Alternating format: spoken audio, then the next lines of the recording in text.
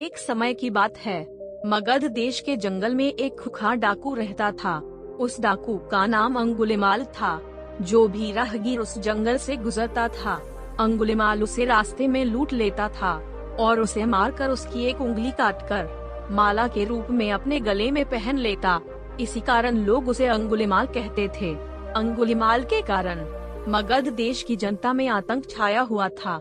अंधेरा होते ही लोग घरों से बाहर निकलने की हिम्मत नहीं जुटा पाते थे। इसी बीच एक दिन उस गांव में महात्मा बुद्ध का आगमन हुआ। लोगों ने उनका खूब स्वागत किया, परंतु वहां के लोगों में प्रसन्नता की कमी थी। मानो जैसे उन लोगों में कुछ डर सा समाया हुआ है। महात्मा बुद्ध इस बात को समझ गए। उन्होंने लोगों से इसका कारण पूछा।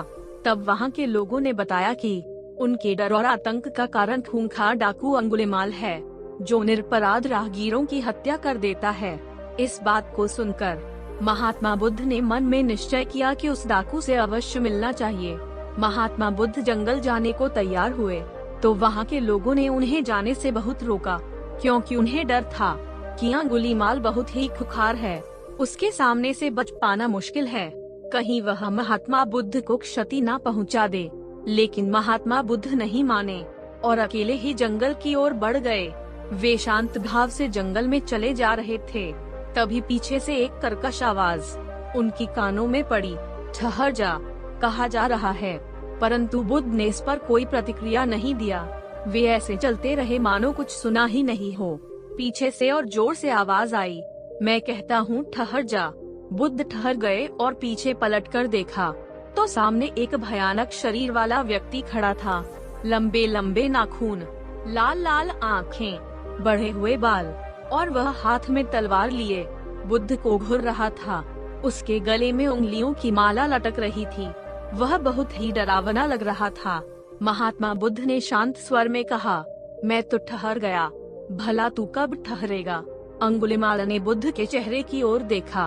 उनके चेहरे पर बिल्कुल भी भय नहीं था। यह देखकर अंगुलिमाल को आश्चर्य हुआ और अंगुलिमाल बोला, हे सन्यासी, क्या तुम्हें डर नहीं लग रहा है?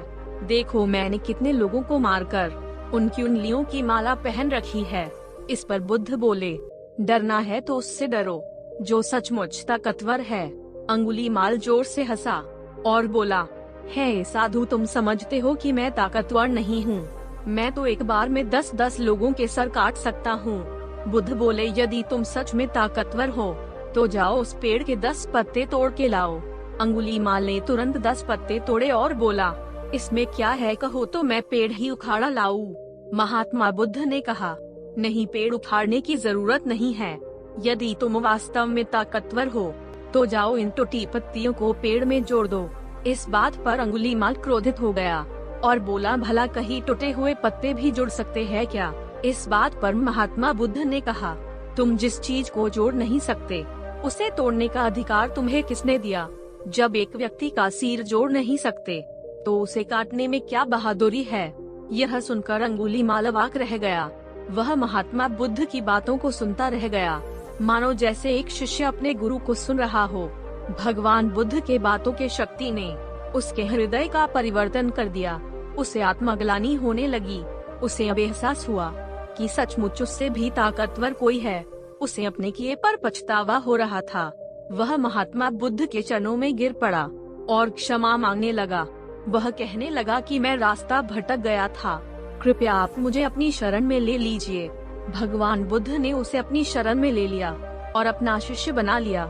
जानकारी पसंद आई हो तो जल्दी से हमारे इस चैनल को आप सब्सक्राइब कर दीजिए और बेल आइकॉन को भी दबा दीजिए, ताकि हमारे आने वाले सभी वीडियोज आप तक सबसे पहले पहुंच सके।